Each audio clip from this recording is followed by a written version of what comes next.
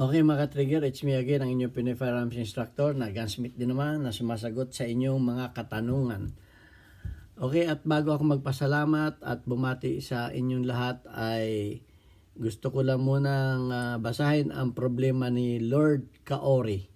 Ang sabi niya ay, ayaw pong makasa ng service firearms kong 1911. Hindi rin po sumagad yung safe slide niya. Hindi ko rin po maibaba yung hammer niya at hindi ko rin maipasok yung magazine ng sagad. Patulong po. Salamat po. Abay, ang daming problema nitong kanya service firearms. Okay, at bago ko po yan sagutin, ay nais ko lang munang magpasalamat sa inyong lahat. Lalo tigit sa mga FW, binabati ko kayo ng isang mapagpalang araw. At sa mampanig kayo ng mundo, ano man ang oras dyan, dalangin ko tayo ay nasa mabuting kalagayan, ligtas sa anumang kapahamakan, ilayo tayo sa mga aksidente, at lalo tigit ingatan natin ang ating mga kalusugan na huwag tayo magkasakit sapagkat may mga pamilya tayong sinusuportahan sa Pilipinas. Ayan, at gusto ko lang magpasalamat sa 33,700 plus na mga subscribers natin. At maraming salamat sa mga nag-share ng mga videos at yung mga nanonood na hindi nag-skip ng ads. Nakakatulong po tayo sa ating mga beneficiaries. Tayo po ay charity vlogger na hindi po natin ginagamit yung ating mga beneficiaries na gawa ng videos para tayo kumita sa YouTube. Manapay ginagamit natin yung ating kaalaman para yung kikitain natin sa YouTube ay tinutulong natin sa 6 na estudyante na mga anak na mga single parent. Yan. At kaya nga po meron tayo ditong GCash number sa mga gustong tumulong. Maraming salamat po sa inyo at salamat sa mga tumulong na sa atin, si Alfredo Isidro Ordosipay ng Las Piñas at kay Architect Arnel Salvador, hindi po Arnel Ignacio, nagkakamali po tayo ng mga unang videos natin, sorry, Architect. Ayan, at kay Boy Umay, kay Mr. Platoon, yan, nagpadala sa atin na GCash number, ayan, ang ating treasurera, ang aking anak. At sa mga gusto pang tumulong, maraming salamat sa inyo na may puso kayo ng pagtulong. Ayan, at dun sa kay Mr. Ladur, okay, ang ating basher, ayaw mong tumulong ay huwag kang mangbas. Okay.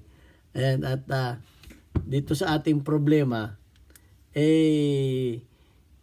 tinanong ko siya, original ba yan? Anong model yan?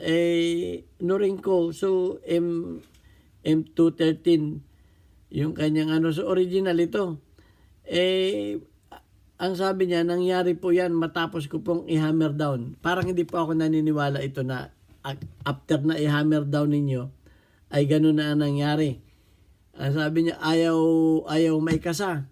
Okay, meron tayo ditong 1911, protocol natin, tanggal ang magazine, check ang chamber kung may load. Ayan. So, hindi may kasa. Ang sabi niya, hindi rin po hindi po sumagad yung safe slide niya. Hindi rin ma-slide. Okay? Okay? At hindi rin mag-hammer, hindi rin yung hammer. At hindi ko na rin may pasok yung magazine ng sagad. Hindi rin may pasok yung magazine ng sagad.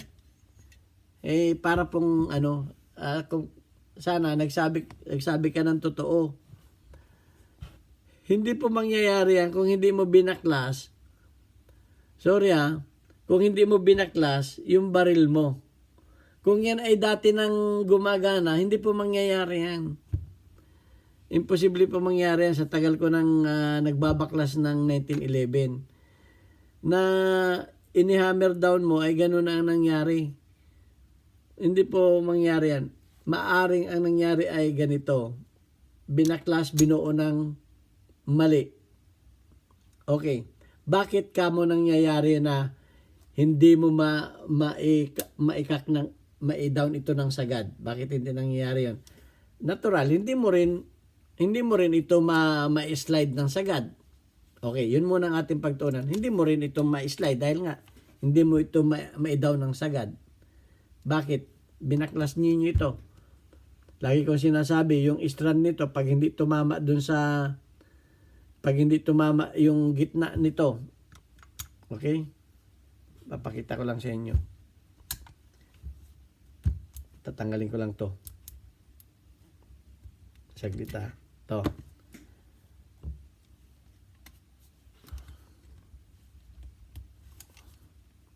Yan.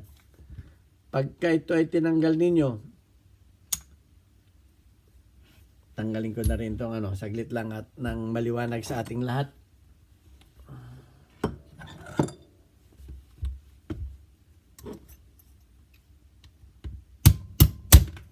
Yan. Ito. Makikita ninyo yan. Pag yung ano na yon, ito yung strand ng hammer. Yung tumutulak ito. Itong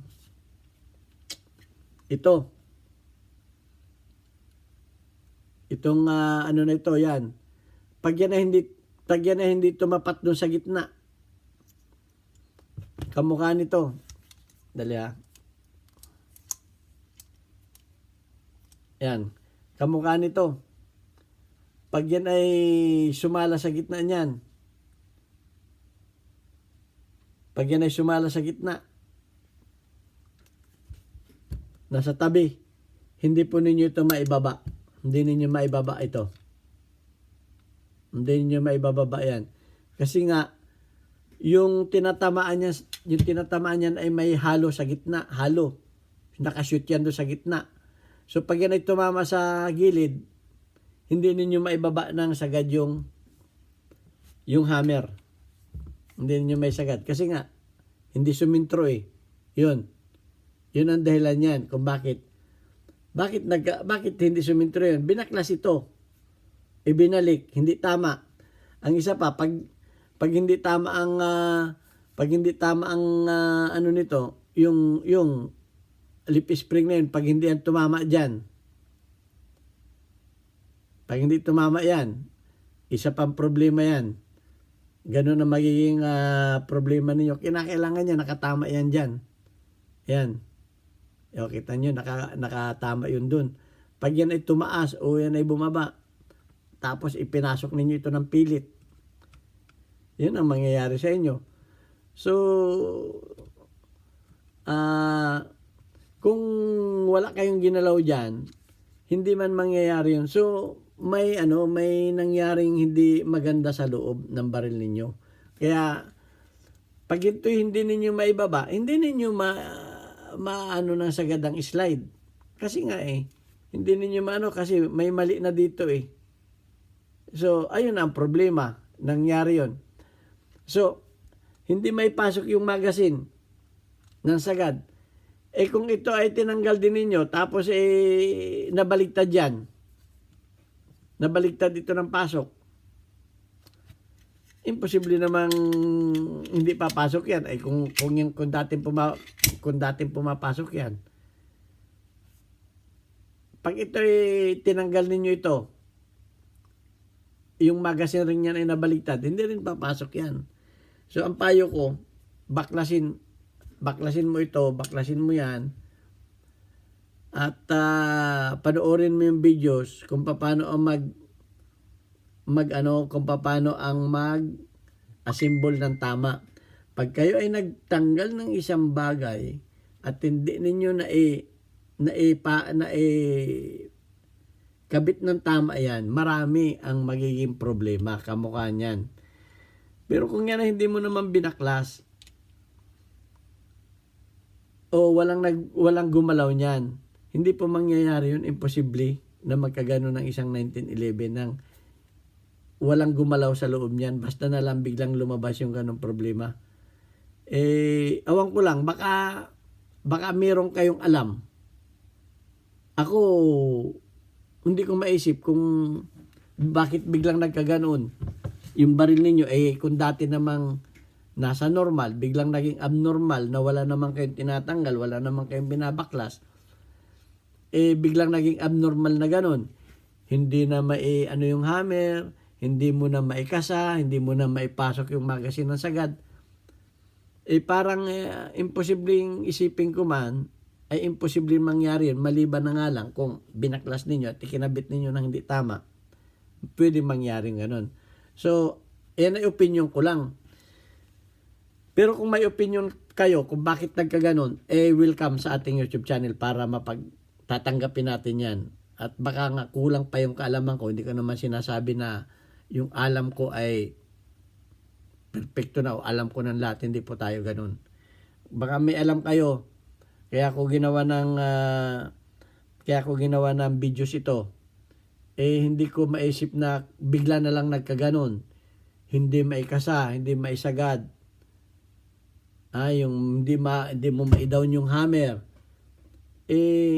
Parang napaka-imposible. Na ang sabi lamang niya ini-hammer down lang daw niya. Ganun na nangyari. Maaring binaklas mo yan o may nagbaklas niyan, ikinabit, wala sa ayos yung pagkakabit ito. Kaya lagi kong ilang beses ko na, sabi naman hindi kayo naumay, ilang beses ko nang ini-explain yung pagkakabit nito. Ilang beses ko nang ini-explain yan. Okay, yung mga nahihirapang ikasa, yung kanilang mga yan ang nagiging problema, yung mga mahirap ikasa, yung mga matigas yan ang isang dahilan. So yan, at sana doon sa nagkameron ng problema sa kanyang Norinco, si Lord Kaori ay baklasin mo uli at panoorin mo yung aking videos kung paano ikabit ng tama. Okay, panoorin mo pa yung mga videos ko at marami ka pang matututunan doon. Kaya lagi kong ina-advise, panoorin ninyo yung mga videos ko at marami pa kayong matututunan. Okay, sana nakatulong yung ating maiksing videos. At kung may mga katanungan pa kayo, i-follow up question ninyo. At kung may mga nalalaman pa kayong kasagutan sa problemang ito, i-comment ninyo para ma-share din natin. Maraming salamat. Ito ang inyong Pinoy Firearms Instructor. God bless us all. Hanggang sa muli. Thank you very much.